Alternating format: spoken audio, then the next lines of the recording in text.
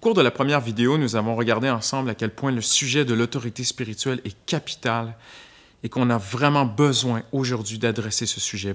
Beaucoup de gens et aussi beaucoup de chrétiens ne réalisent pas à quel point certains problèmes et blocages dans leur vie ou dans leur entourage ou même dans leur Église sont liés au sujet de l'autorité spirituelle.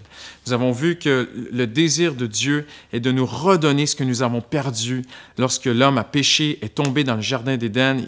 Le premier sujet qui est qui est adressé dans le Jardin d'Éden, Dieu dit « Vous dominerez » et vous soumettrez la nature et vous aurez vraiment la domination. Mais tout cela a été perdu.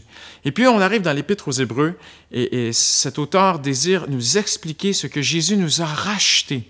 Malheureusement, certains chrétiens voient leur salut, voient la croix, voient ce que Jésus a fait pour eux seulement comme étant un ticket pour aller au ciel. Je suis sauvé, je suis pardonné pour mon passé.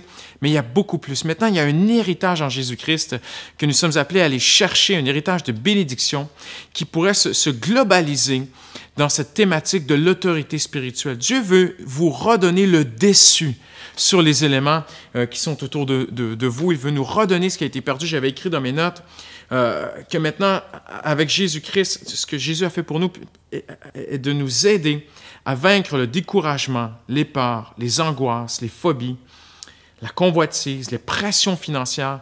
Peut-être que vous êtes là, vous m'écoutez, vous avez des pressions sur votre vie, vous êtes sous pression. Peut-être êtes-vous dominé par certains éléments.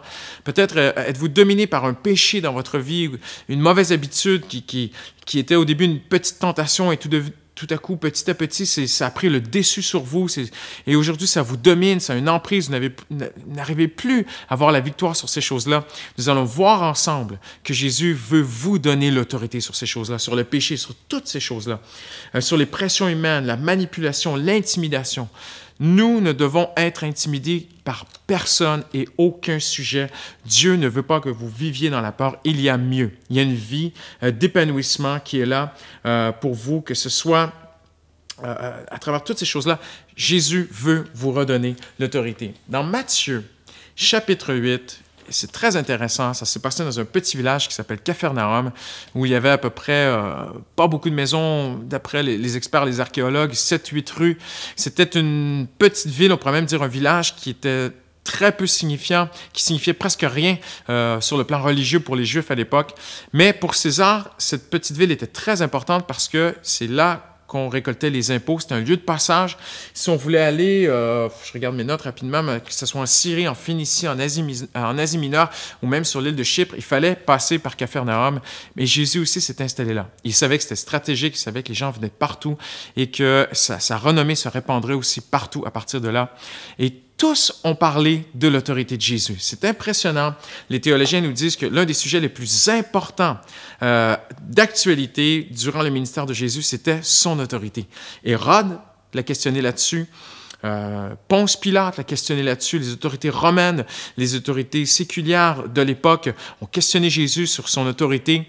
Même les Sadducéens, les pharisiens, les autorités religieuses ont parlé de l'autorité de Jésus. Même le peuple a parlé de l'autorité de Jésus. Même les 120 ont questionné l'autorité de Jésus. Et même les 12 ont questionné l'autorité de Jésus. Tout le monde ne pouvait que voir que Jésus dominait.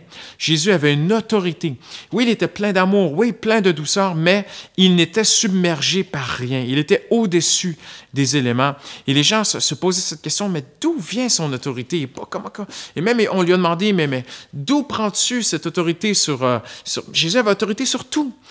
Sur les éléments de la nature, il a calmé les tempêtes, sur les morts, il a ressuscité les morts. Il avait autorité sur littéralement tout. Et puis apparaît un homme, pas religieux, du moins, pas de juif, c'est un centurion romain. Ça fait longtemps qu'il voit Jésus parce qu'il est établi avec sa garde à Capharnaüm. Il a vu Jésus aller ça et là, il l'a vu avoir autorité sur tout. Et un jour, il a un problème, il a besoin de lui qu'il puisse guérir son serviteur. Il vient vers lui, c'est dans Matthieu chapitre 8, vous pourrez le lire à la maison. Il va dire à Jésus, je vais vous le lire au texte, c'est fascinant. Et même Jésus va être fasciné. Le mot grec, c'est quand Jésus était surpris de la foi qu'il avait. En fait, c'est le mot, Jésus était vraiment fasciné par cet homme. Il va lui dire, « Ainsi, moi, je suis soumis à une autorité avec des soldats qui sont sous mes ordres. Et je dis à l'un, va, et il va, et à l'autre, viens, et il vient. » En l'entendant, Jésus fut plein d'admiration. C'est particulier, c'est vraiment fascinant, parce que le mot ici, dans le grec, c'est une surprise de joie. Jésus a été surpris de joie. Tout le monde avait parlé de l'autorité de Jésus, mais le centurion a trouvé la source de l'autorité de Jésus, le secret de son autorité. Où est-ce qu'il trouve son autorité, le Seigneur Jésus? Et il nous l'a dit ici. Il dit, « Moi aussi, qui suis soumis à une autorité, si je dis à l'un va, il va, et à l'autre viens, il vient. » Et en fait, le centurion nous montre ici, il dit, « Moi, j'ai de l'autorité parce que je suis sous autorité. » Et il y a un système d'autorité. Il y a un système d'autorité dans le monde. Vous êtes sous un système d'autorité, que ce soit dans la famille, que ce soit au travail, que ce soit à l'école, que ce soit dans votre nation. Dès que vous mettez le pied quelque part, vous êtes dans un système d'autorité.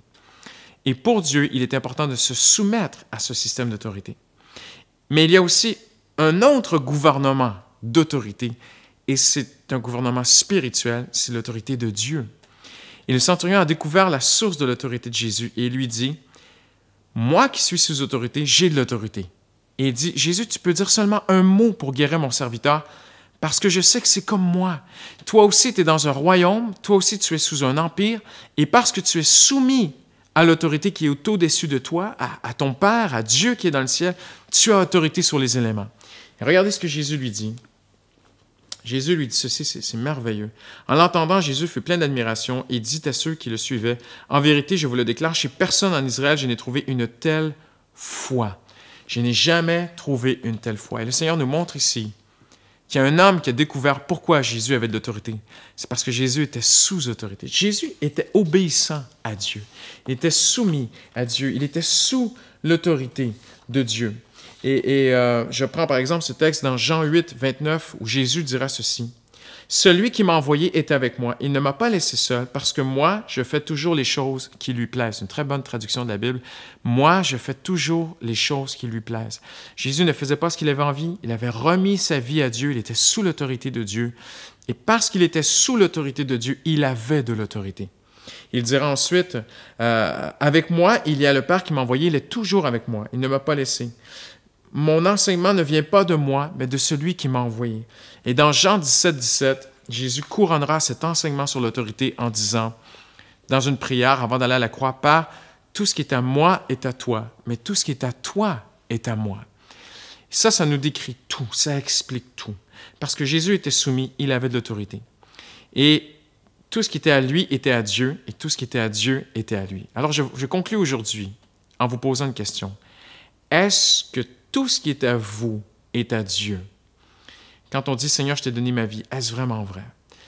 La mesure de notre don de soi à Dieu va déterminer la mesure de la faveur de Dieu sur notre vie. Plus ma vie est à Dieu, plus la vie de Dieu est pour moi. Plus je suis sous l'autorité de Dieu, plus j'aurai d'autorité sur les éléments autour de nous. Et Dieu veut vous donner de l'autorité. Il veut vous donner de l'autorité sur le péché. Il veut vous donner de l'autorité sur les soucis de la vie, sur les pressions. Il veut vous bénir. Il veut amener une faveur sur votre vie. Mais tout est une question d'autorité. Le grand secret d'autorité, c'est ceci. Pour avoir de l'autorité, il faut être sous autorité.